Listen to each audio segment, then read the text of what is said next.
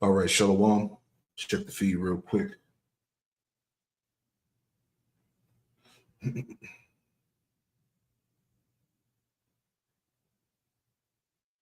Should get running.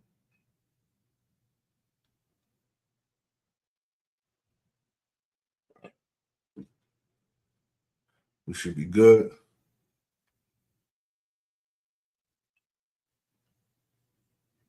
Should be good. There we go. Let's get right to it.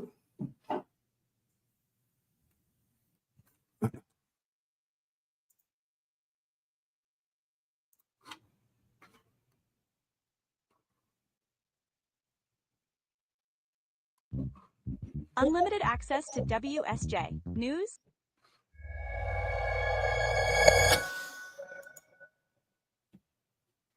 So we don't really have a whole lot of information at precisely what led up to this specific program or why it is that the federal government and the Marine Corps are doing this. It's currently in what they're calling a pilot stage or proof of concept. So you have ICE agents who are going to be stationed at Camp Pendleton in California, Quantico, Virginia, and at a Marine Corps base in Hawaii. And so based on what has been said by both the Marine Corps and by officials from the administration, these agents are attempted to try to augment security, particularly around the perimeter of these Marine Corps bases. It's unclear precisely what led to this collaboration. There have been some relatively high profile unlawful entries or attempted crossings into military bases over the last several years. But when asked specifically, officials have been very tight-lipped about the details and what spawned the program.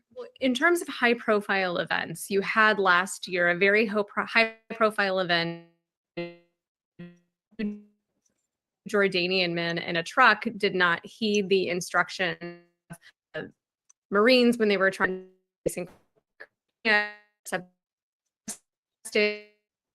but later on, judges involving things like UAVs or drones, where people have flown them illegally over military installations.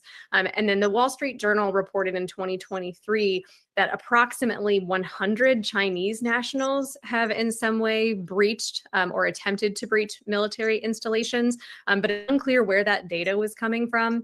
And it's also unclear when we talk about breaches generally, if we're talking about US installations in the US, or if we're talking about global installations. The US military has approximately 800 bases, both domestically and abroad. And so it's not always clear what it is that we're looking at. Now, in terms of what security looks like surrounding these bases, that, of course, I don't know the interworkings of their specific types of security.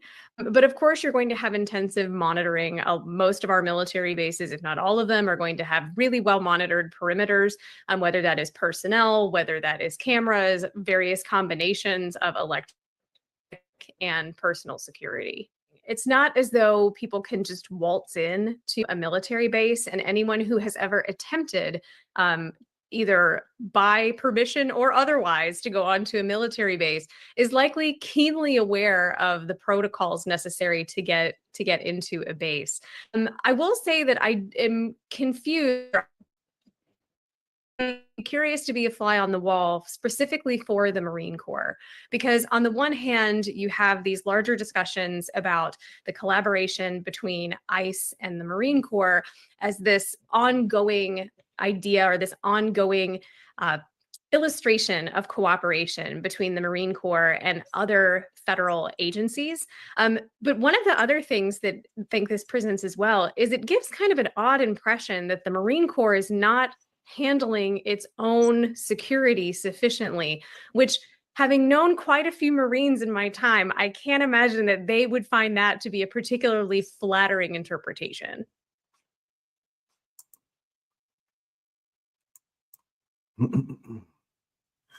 All right, Shalom. Bear with me. Pull this up. All right, Shalom. Before I get started, I want to give all the praise, honor, and glory to Yahweh Bahasham, Yahweh Shai, Bahasham Rakakwadash. Double honors to the apostles and elders of Great Millstone who taught me this truth. Shalom to the hopeful elect. I'm back with another quick lesson through the Holy Spirit, the Rakakwadash. All right, and before we get to the main point, I just wanted to open up with that video here, as they were talking about, ICE and the Marine Corps, being sanctioned down in Camp Pendleton and various Marine Corps bases around the country or whatnot. As we talked about yesterday in the lesson that I went into, how, pretty much Trump, these Edomites are, beefing up their military strength, their power and whatnot, and they're getting ready to use the sword. All right. But the title of this lesson, which we'll get into in a minute, the war on detention camps, aka FEMA camps, are expanding across America, tying it all into prophecy. All right. Now, before we get there, all right, just to add on to what we just saw in this video, this is from America's First Report. It says preparing for military strikes becomes top prepper priority in the age of wars and rumors of wars. Like it tells us in Ephesians, the 5th chapter, to redeem the time. Matter of fact, we'll get it. To redeem the time because of what? The days are evil. All right. Ephesians 5 in verse 14, it says, wherefore he saith, awake thou that sleepest, and arise from the dead, and Yahweh Shai shall give thee light. See then that you walk circumspectly, not as fools, but as wise, redeeming the time because the days are evil, right? So, everybody in some form or fashion knows that something ill is getting ready to come down the pipe. However you want to look at it, all right? Dealing with these deportations, all right, the brewing of civil war, Esau rising up, Jake rising up, as we just heard in the first video here, military bases potentially being infiltrated, you know what I'm saying? So everybody's just, you can feel it in the air, basically, right? So people expect something to go down sooner or later, all right? So let's read these points. Okay. Make it bigger. Bear with me and blow it up a little bit. There we go. So it says, natural news, the world is teetering on the edge of disaster. All right. And we all know that. All right. Prophecy is showing us that. The world is teetering on the edge of disaster. Wars are escalating. Alliances are shifting. The nuclear powers are flexing their arsenals. While governments assure the public of safety, history has proven that official narratives often ignore the harsh realities until it's too late. Today, with conflicts intensified between nuclear-armed states, the unthinkable is no longer hypothetical. The risk of nuclear war is real, and preparation is no longer optional. This isn't fear-mongering. In the age of global wars and rumors of wars, many are speaking of the end times and biblical prophecy. And why is this happening? Because of the prophets, man. Okay, the standard has been lifted. The word has gone out, right? Matter of fact, let's make a point on that.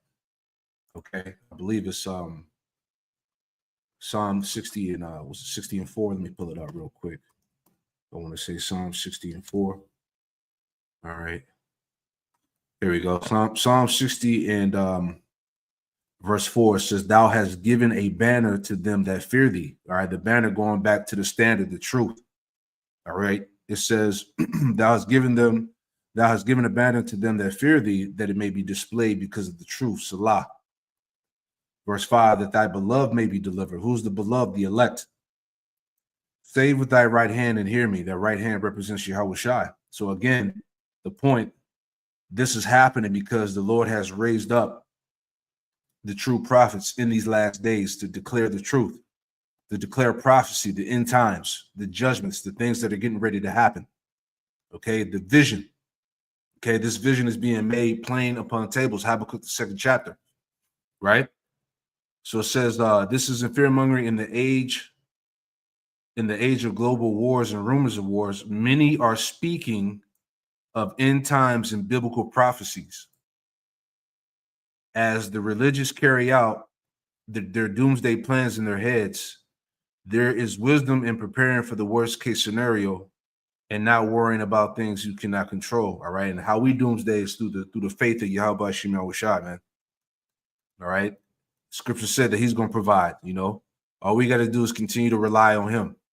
Right. I just want to read these points and then we'll get to the main topic here. It says, those who act now while time remains may have the only chance of protecting their families from the horrors of radiation, societal collapse, and government failures that would follow. The Middle East and Ukraine conflicts push near nuclear-armed nations toward direct confrontation. All right, and we see the buildup. Okay, Joel, the 3rd chapter. All right, how these nations are going to be brought into the valley of Yehoshaphat. Ezekiel, the 38th chapter. All right, Gog and Magog and the nations aligning themselves with him to come against the West. All right, all of those various prophecies, Isaiah 13, Isaiah 14, okay, Jeremiah 51, and many others. Okay, it's all leading towards nuclear destruction, right? It says underground bunkers, reinforced basements, all right, which we've done articles and lessons on this, going into the elites, you know, making those preparations. All right, Mark Zuckerberg, you know, all those wealthy Edomites, Amalekites, the elite. Okay, Revelation was it 16? Okay, how they would hide themselves in the dens of the rocks. Right. It says, or shielded above ground shelters can drastically increase survival odds. 2 weeks supply of water, non-perishable food. Medical essentials, radiation detection gear is critical. But see, what these people don't understand, there's not going to be any survivors in America, man. Okay, the Lord said in Jeremiah, the 50th chapter or the 51st chapter, that the land of Babylon would be desolate without any inhabitant. Okay, so a lot of these doomsday preppers over here in America is all in vain, but they don't know that. We understand that. Okay. Remember, evil men understand not judgment, but they that fear the Lord understand all things. Okay? It says fallout patterns depend on wind currents. Waiting at least 14 days reduces radiation exposure by 99%. Alternative communication methods like hand crank radios bypass failed infrastructure. Mental preparedness is vital, right? And this is what we're telling you believers in Yahweh Shem Yahushai. All right? That's spiritual. Okay, mental preparedness is vital, right? Let's get that. Isaiah 33:6. That's your mental preparedness right there. Okay, Isaiah 33:6. It says, "In wisdom and knowledge shall be the stability of thy times." See that? See, we have the truth. I was talking to the brother Manatazak, okay, out there in the SFB camp. All right, and you know, we got the truth. This is what we was talking about, man. We got the truth. And when this shit hits the fan, many people are going to bug the hell out. Okay? Just like Elder Apostle Gabar said yesterday in the Elders Sunday lesson they did. All right, these people are going to lose their goddamn minds, all right, when resources are cut off. All right, when their strength was when their strength was in reliance in Pharaoh. Okay? In reliance in Egypt. Okay? When they have no covering, these people are going to lose it. All right, but our strength is in the Lord, right? And wisdom and knowledge shall be the stability of thy times, and the strength of salvation. The fear of the Lord, Yahweh Shem Yahushai, is his treasure, right? So it all comes back to what? The fear of Yahweh Shem Yahushai, first and foremost, man. Okay, fear and reverence of the Lord, right? Mental preparedness is as vital as physical stockpiling. Panic kills, while knowledge saves lives. You see that? It's a spirit. Okay? And the rest reads on. All right. And I mean, there's nothing wrong if, again, of, you know, stockpiling and having weapons. All right. But we know that's not our main reliance. Our reliance is in the spirit of power, Yahweh Shem Yahushai, in these times to come. Right. Jeremiah 51, verse 45. It says, "My people, go you out in the midst of her, and deliver ye every man his soul from the fierce anger of the Lord. All right. So as it's been echoed, over these past years, okay, that we are in the time of the judgment of the Lord, man. This is the time to leave Babylon behind. All right. To detach your spirit and mind from this place. Okay. To repent and to come back under the guidance and protection of the Lord.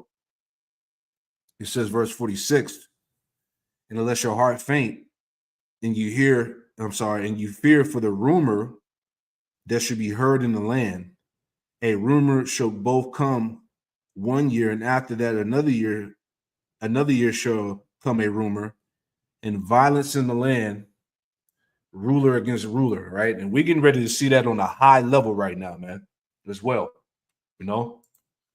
Matthew 24. Okay, Matthew 24 and verse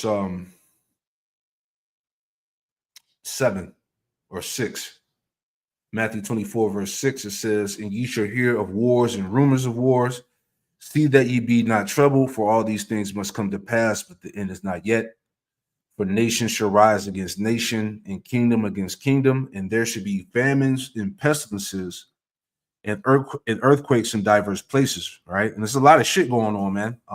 Elder Manat Zaba just did the lesson going into the flood that went down in Texas, man. A lot of people got drowned out. That shit was crazy. All the footage that's on the internet, cars were fully submerged underwater, man.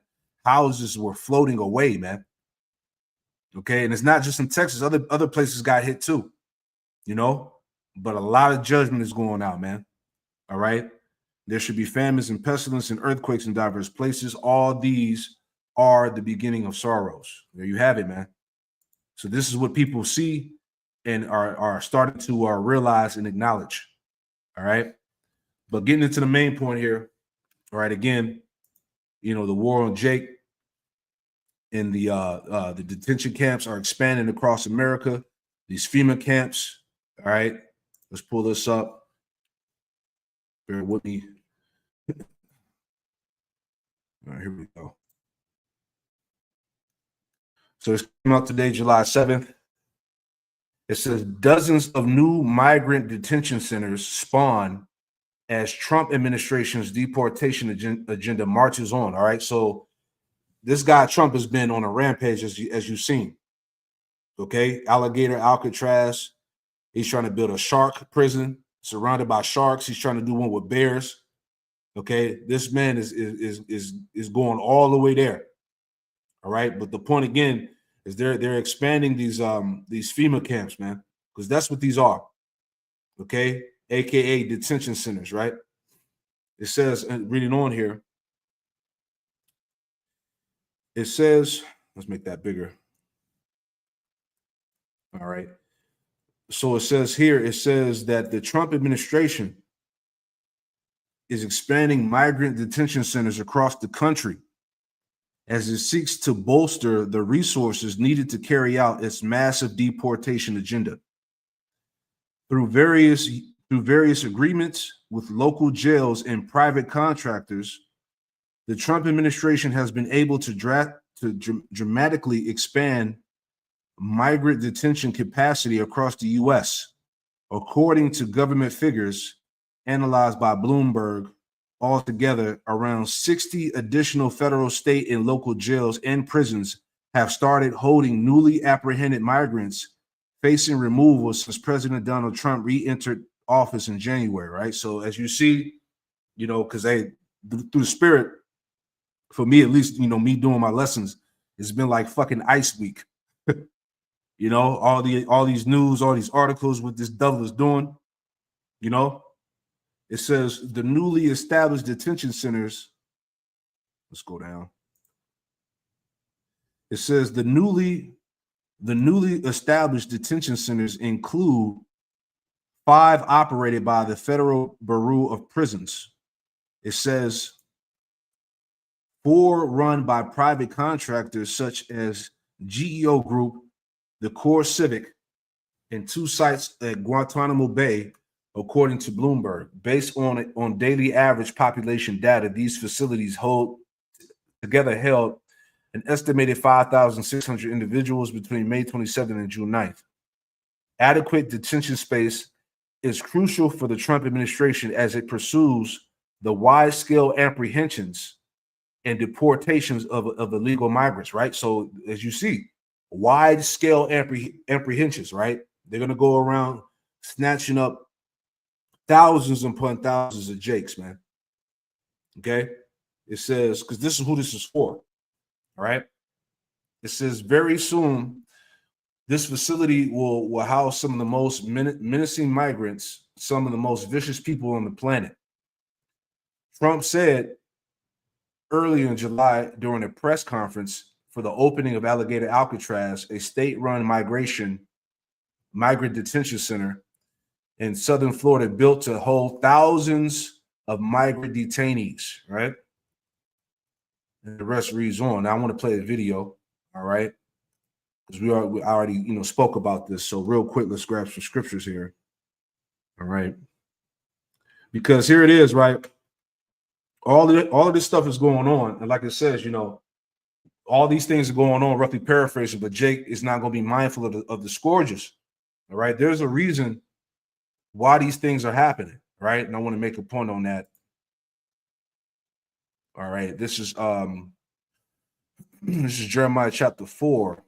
Right? Jeremiah chapter 4, verse 14. It says, O Jerusalem, wash thy heart, meaning wash your mind from wickedness, that thou mayest be saved. How long shall thy vain thoughts lodge within thee? Right. So, like we say, how long are you tribes are going to continue to remain niggas, man? Continue to be caught up in this damn demonic culture, all right? Calling on these false gods in these churches and these different philosophies and false doctrines. When are you going to wake up? When are you going to understand that you have enemies, right? That you're not equal. When are you going to wake up? When are you going to understand these things, man? Right? It says, for a voice declare from Dan and publish affliction from Mount Ephraim. Verse 16, make you mention to the nations, behold, publish against Jerusalem that the watchers come from a far country and give out their voice against the cities of Judah, right? It says, as keepers of the field are they against her round about, because she have been rebellious against me, saith the Lord. It says, verse 18, thy way and thy doings have procured these things unto thee. This is thy wickedness, because it is bitter, right? And that's spiritual, that we brought this out of camp. All right, where are we at? In the land of bitterness, man. In the midst of a bitter captivity. Because it is bitter, because it reacheth unto thy heart. And I want to read this in NLT real quick, right? Same verses. So this is Jeremiah 4:14 NLT. It says, O Jerusalem, cleanse your heart that you may be saved. How long will you harbor your evil thoughts? Verse 15, your destruction has been announced from Dan in the hill country of Ephraim. Warn the surrounding nations and announce this to Jerusalem. The enemy is coming from a distant land, raising a battle cry against the towns of Judah. And this is the spirit, man. Okay, these Edomites have officially declared war against the tribes, man. And they're openly showing you every day. Okay, the mounting up of troops, the militarization of the cops, the police forces, all right, the armies, all right, the bounty hunters, these concentration camps. Okay, the enemy is coming. This is what's being declared to you. Okay, the enemy is coming from a distant land, raising a battle cry against the towns of Judah. Okay, all the tribes. It says they surround, verse 17, they surround Jerusalem like watchmen around a field. See that? They surround Jerusalem like watchmen around the field. For my people have rebelled against me, said the Lord Yahweh Shem Yahushai. The point, verse 18, it says, your own actions have brought this upon you. Okay, there's a reason why this shit is happening, man. Okay, you rejected the Lord. You didn't believe. You trusted in these false gods. You believed in America. You thought you were an American. You thought these Edomites loved you. You right? Your own actions brought this upon you. This punishment is bitter, right? Look what's going on. All right, concentration camps, alligator Alcatraz, niggas getting thrown out of planes, man, in the middle of the ocean. Okay, getting snatched up out of houses, out of the club, you know, off of construction sites. Okay, there's a lot of wild shit going on right now, right? It says this punishment is bitter, piercing you to the heart. Let me make a point on that, man. I saw this video earlier. The Elder Hawaii shared it. Right? Check this out. Hey, these niggas are everywhere. In the club, everywhere.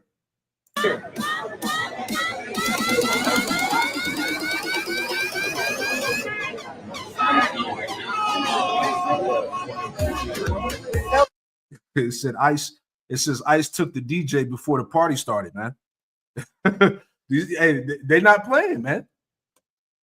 Goodness gracious, man. Let me get this too, and we'll get to the clip. Right?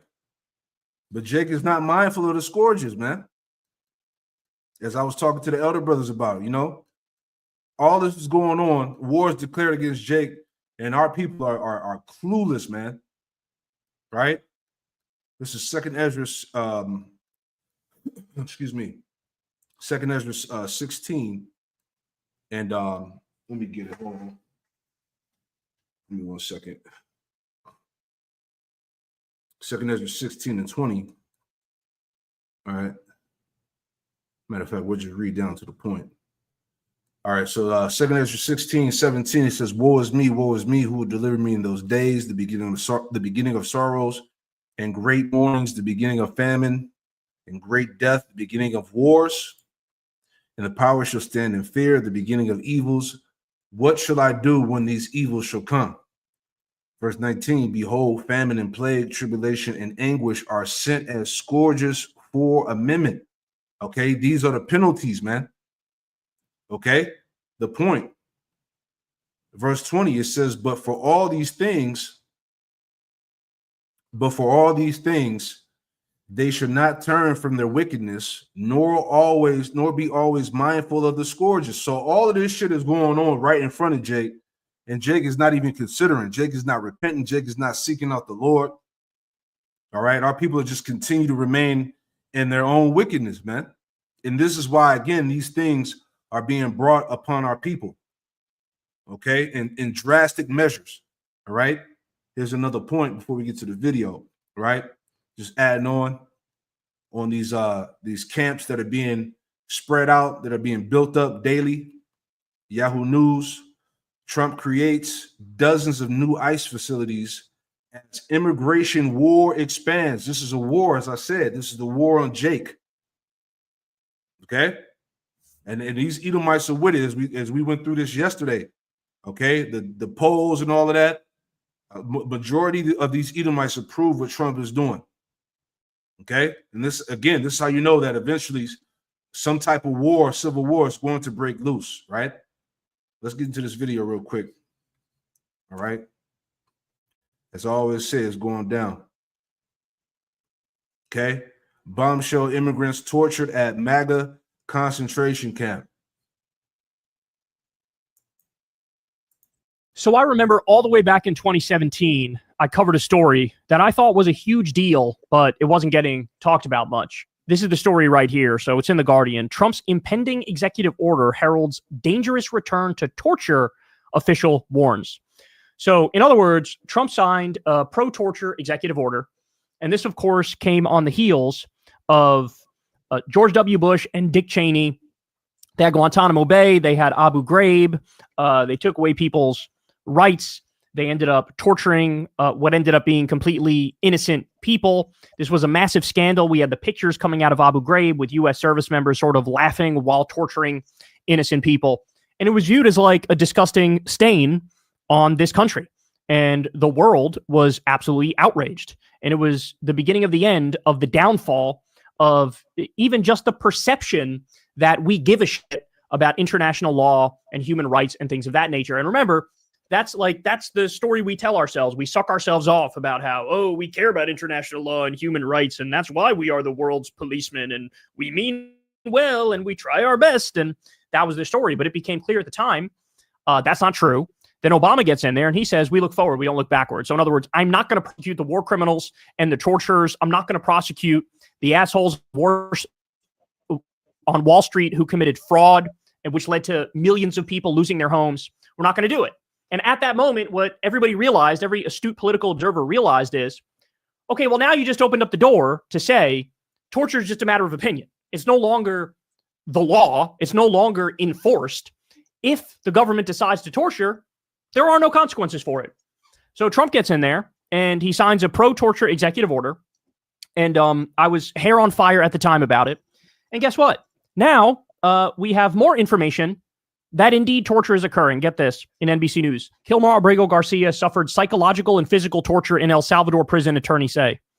At the notorious CCOT prison, he was forced to frog march and to kneel from 9 p.m. to 6 a.m., and he was subjected to beatings and threats, his lawyer said Wednesday.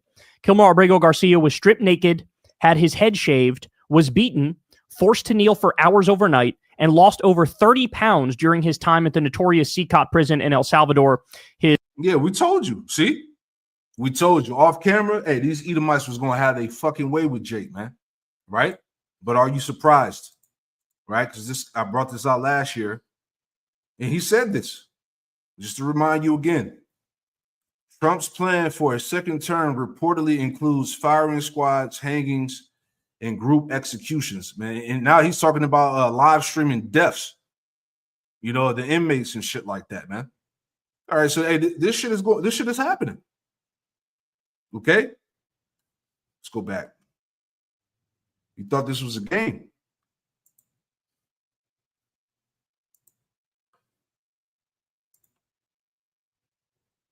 To beatings and threats, his lawyer said Wednesday. Kilmar Abrego Garcia was stripped naked, had his head shaved, was beaten, forced to kneel for hours overnight, and lost over 30 pounds during his time at the notorious CCOT prison in El Salvador, his attorneys say in a new court filing. Abrego of Maryland was deported to El Salvador in March by the Trump administration in an administrative error and was returned to the U.S. in June to face federal charges. By the way, I should point out these federal charges are completely and utterly bogus, trumped up nonsense. They're trying to do it to save face about the fact that they deported an innocent person and sent him to a concentration camp. At the time of his removal from the U.S., Abrego was protected from deportation by a 2019 court order. His high-profile case was pushed into the national spotlight, sparking a heated debate over Trump's immigration crackdown and the race to deport people at times without due process. Abrego was deported to El Salvador on March 15th and placed into CCOT, a mega prison known for its brutal conditions. There, he was allegedly subjected to severe beatings, sleep deprivation, inadequate nutrition, and psychological torture, his attorney said in an amended complaint filed Wednesday. That complaint is part of a federal lawsuit filed by Abrego's wife against the Trump administration in the U.S. District Court for the District of Maryland. Right, real quick. Hey, again, those times are upon us. All right, Revelation 2:10, fear none of those things which thou shalt suffer. Behold, the devil shall cast some of you into prison that you may be tried. And you shall have tribulation 10 days. Be thou faithful unto death, and I will give thee a crown of life. So again, we're in them times. Wanted to point that out. All right, shit is deadly serious, man. Okay.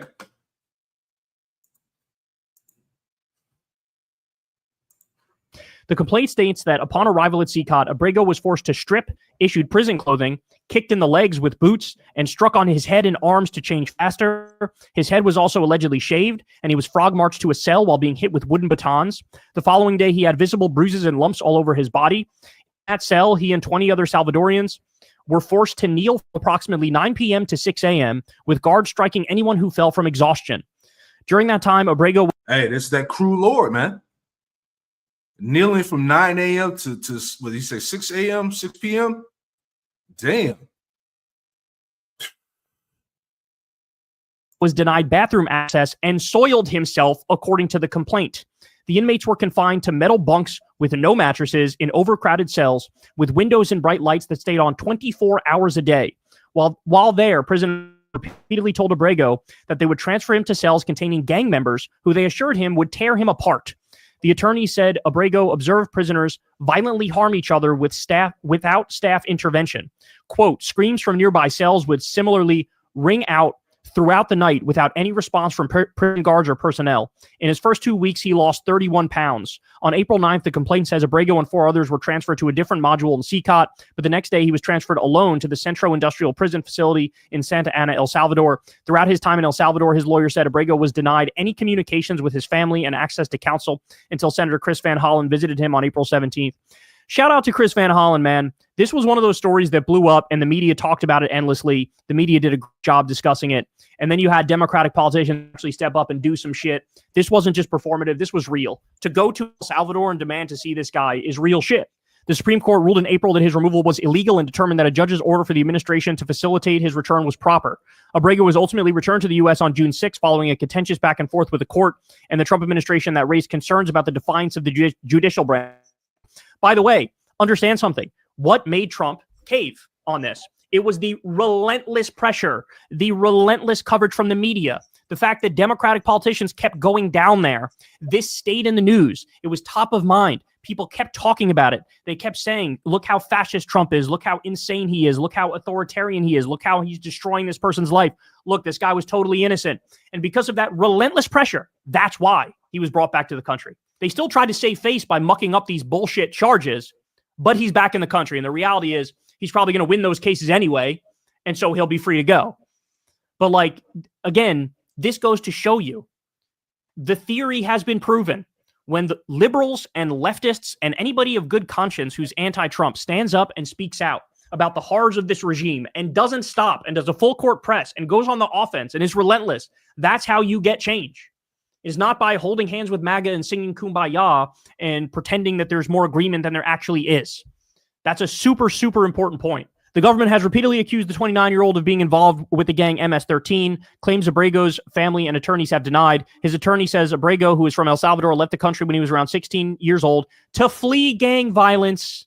In 2011, Abrego entered the U.S. without inspection and stayed in Maryland, where his older brother, a U.S. citizen, lived, the complaint said. So he left El Salvador because he was afraid the gangs would kill him. And then he got deported back to El Salvador into a fucking slave labor concentration camp where the gangs run rampant.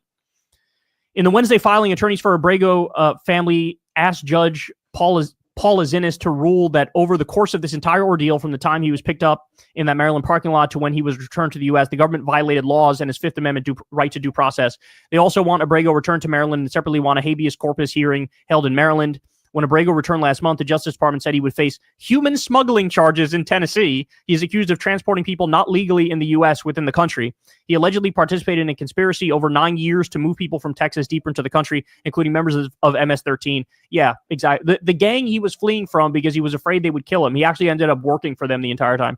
Abrego's wife, Jennifer Vasquez-Sura, has insisted that he was not involved in criminal activity. Kilmar worked in construction and sometimes transported groups of workers between job sites, so it's entirely plausible he would have been pulled over while driving with others in the vehicle, his wife previously said in a statement. He was not charged with any crime or cited for any wrongdoing at the time. The family's attorney, Chris Newman, previously said the Trump administration's efforts are part of a campaign of disinformation, defamation against Kilmar and his family. The federal judge presiding over Abrego's criminal case in Tennessee ordered the Trump administration Thursday to comply with local rules prohibiting out-of-court statements that could jeopardize Abrego's right to a fair trial. Abrego's lawyers had asked the court to stop the government from making extrajudicial statements about their clients, saying from the moment Kilmar Abrego Garcia challenged his illegal rendition to El Salvador in March 2025, the government has repeatedly maligned him in public statements. Mr. Abrego is entitled to a fair trial by an impartial jury free from outside influence, but he is nearly certain to be denied that right if the government, left to its own devices, stays its current course. In other words, because of the Trump regime's relentless lies, relentless disinformation and misinformation and propaganda, dragging this guy's name through the mud, this guy's attorneys are going, how is he supposed to have a fair trial if they keep repeating every day on air, oh, he's MS-13, oh, he was human trafficking, oh, the other day on Fox, I'm not kidding, somebody said Kilmar murdered somebody. Bitch, what? There is zero evidence. That's not true. That's not remotely true. That's completely and utterly made up. Nobody's alleged that. What are you talking about? Yeah, so the point, again, that'll be it on that. But again, that's exactly what these detention centers are. All right, they're basically FEMA camps, man. All right, so these things are set in motion. Okay, and this man, hey, matter of fact, let's get the scripture. We'll wrap this up. Let's go to because he's gonna be like a madman, sparing none. Okay. This is Second Ezra 16, verse 67. It says, behold, Yahweh Hashem Yahushua himself is the judge. Fear him, leave all from your sins, and forget your iniquities, to meddle no more with them forever. So shall power lead you forth and deliver you from all trouble. All right. And we hold our faith in Yahweh Hashem Yahushua as we enter in this time. Okay. It says, for behold, the burning wrath of a great multitude is kindled over you, and they shall take away certain of you and feed you, being idle with things offered unto idols. Right. So as it said that the burning wrath of a great multitude. All right. As we've been going into the ICE, these military troops, Gurga troops. All right. The different Edomite hate groups, all of that, man. That's part of that great multitude that's getting ready to come down on Jake. Okay. And they shall take away certain of you and feed you, being idle with things offered to idols. And this is why you see now, as we just saw here, they have these camps expanding across America. Okay. And like he was saying about the what's it called, the habeas corpus, the denying your right to have a fair trial, that all of that's going to be in effect. Okay. So-called law and order is going to be out the window, man. You're talking about full-blown dictatorship, man. And this is what we see now. And it says, verse 69, and they should consent unto them, and they that consented to them shall be had in derision and in reproach and trodden underfoot. Yeah. So regardless, if you consent and agree to them, you're still going to be destroyed. Prime example: those that think that you're going to get off by taking that device, that chip. All right, you're still going to perish. It says, verse 70. For there should be in every place and in the next cities a great insurrection upon those that fear the Lord. So again, as I talked about the persecution, us being heavily hated by the world. All right, the narrative that's being spun right now, the small hats, some type of event that they're going to create to justify themselves to come down against the people who believe in the Bible, who fear the Lord. These things are on the table. It says, verse 71, it says, they should be like madmen, sparing none, but still spoiling and destroying those that fear the Lord, Yahweh Shem Yahushai. For they shall waste and take away their goods and cast them out of their houses. You see? Then shall they be known who are my chosen, and they should be tried as the gold in the fire. So that trial and tribulation is coming, man. Okay? Hear, O ye my beloved, saith the Lord, behold, the days of trouble are at hand, but I will deliver you from the same. And like the Lord said in Jeremiah, the 30th chapter, man. But he shall be saved out of it. The elect. Okay, the Lord is going to have that hedge. He's going to preserve his saints in this time, man. Okay, but if you are without the Lord, if you're not covered by the spirit and power of Yahweh Shem Yahushua in these times to come, hey, you're chalk, man. All right, you're finished. And that's how real this shit is getting, man. All right. But that's pretty much the point. I just wanted to bring that out. So as we see, the detention, the new migrant detention centers, aka FEMA camps, are being spread, they're being set up across the country. And we're in those times, man. All right. Everything is moving according to prophecy. So I pray this quick lesson was edifying. I'll close out by giving all praise, honor, and glory to Yahweh, B'Hashem Yahushai, B'Hashem Rakakwadash, and shalom to the next one. Shalom.